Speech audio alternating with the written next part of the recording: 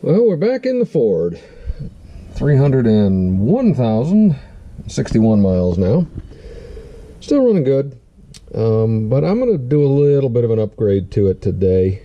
It's not going to be too in-depth. I'm just going to show a few things about what I'm doing. I'm replacing the stereo, which is kind of interesting because the video that I made about how to set up your ground wire in order to get back into the settings on this thing is, I think, actually the best performing video I've ever done. It's funny. I'll show what I had to do in order to get a double DIN in here, because it's not straightforward, because the original radio had a double DIN face, but it's only single DIN in the back, and the whole top half up here that I remember inside the dash had to be cut out in order to clear this thing. I suppose I should see if there's a CD left in it yet before I unplug it.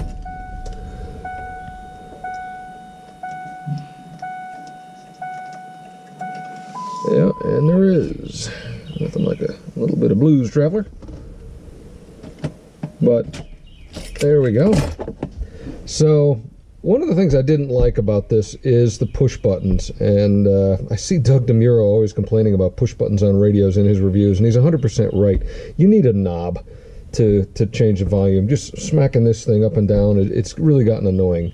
The touchscreen really wasn't too bad, but I never used it for anything.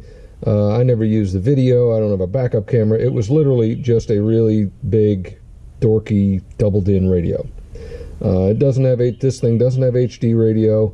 Doesn't have a lot of the new stuff, and the new unit I'm going with is a single DIN. And the other thing I'm doing is I am also replacing my trusty Cobra 25, I think that's what this is, 29, I don't remember exactly which, but I'm replacing that with a President McKinley, which is also a single DIN form factor. So I will be able to, my intent is have my single DIN radio on top, my single DIN CB mounted in here, and then I can clean up this whole area here and just make the truck a little more presentable on the inside, as disgusting as it happens to be. But, so that's the intent. First thing we got to do is, maybe, jeez, a lot of good these things do. Man, there it is. So, pop this thing loose. There we go. Be careful because there are wires. And if yours is a 97, there is no plug for the switch to shut off the passenger airbag. The later models actually have a different unit that has a plug.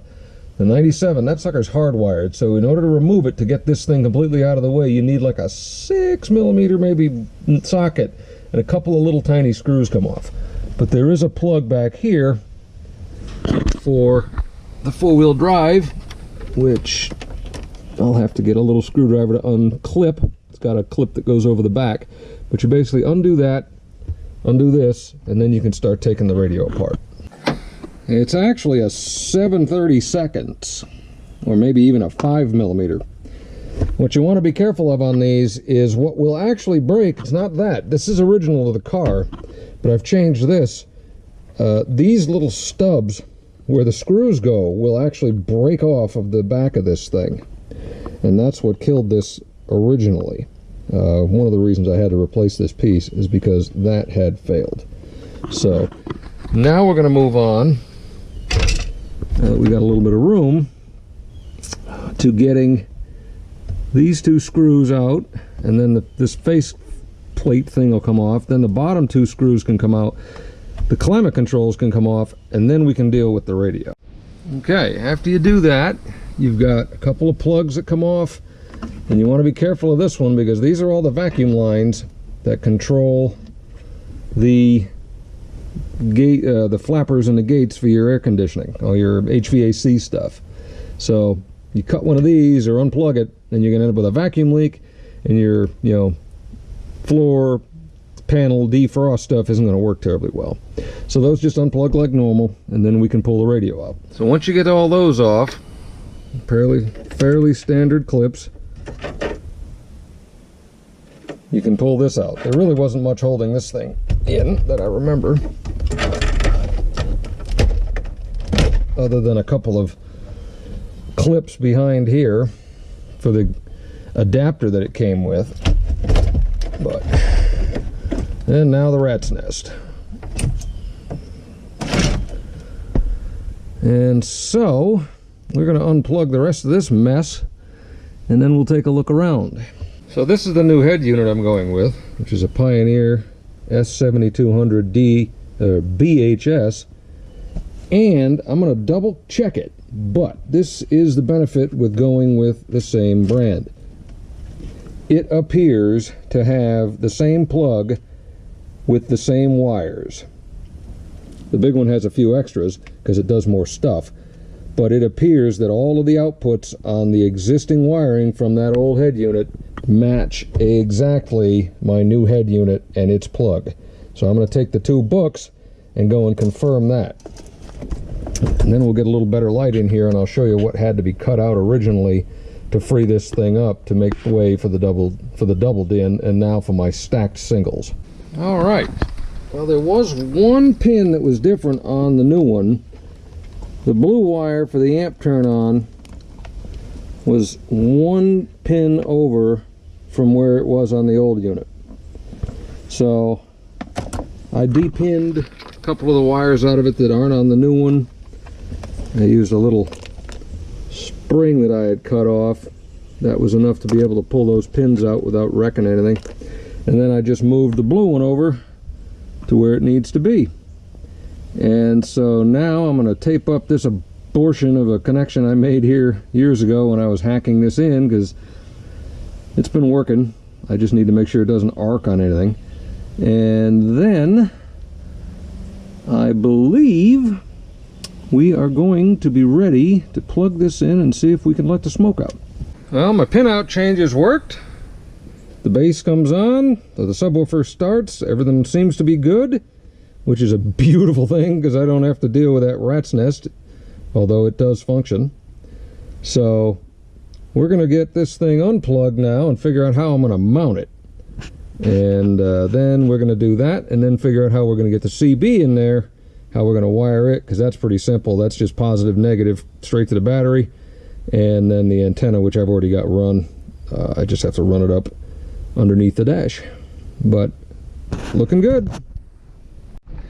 Anyway, you can see some of the cuts that had to have been made up here to clear out for the double din when you do that on this thing. I mean, I did it with a Sawzall or something. Obviously I wasn't very straight with it, but it all gets covered up by the faceplates.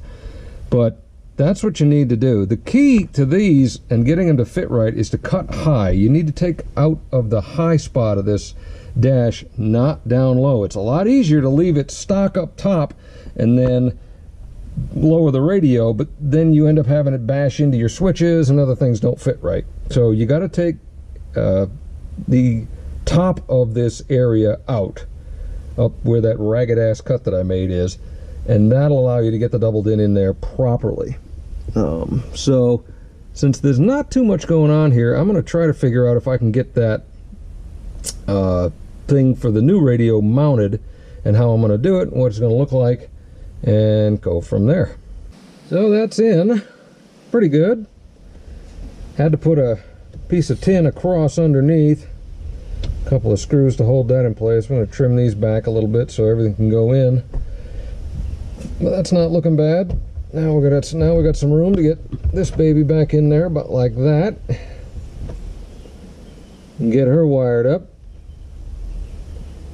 and then we will have a much cleaner dash and a much cleaner floor, because I don't have the big CB hanging out down there with all the wires and stuff dangling everywhere. But so far so good. Well, there she is.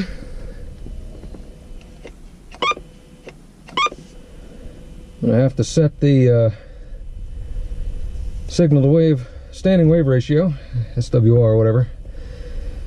But everything looks hooked up. Nice.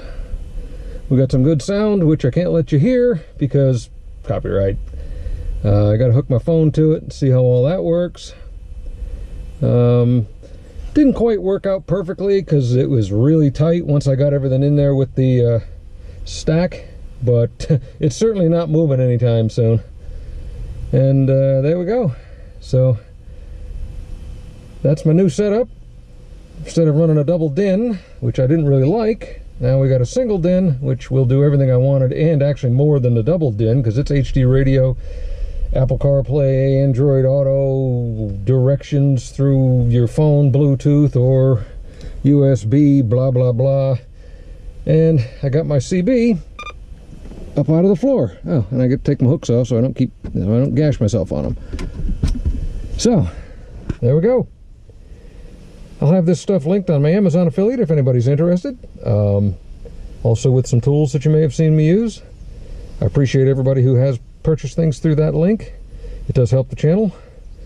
And so hope you all are doing well, and you have a great day.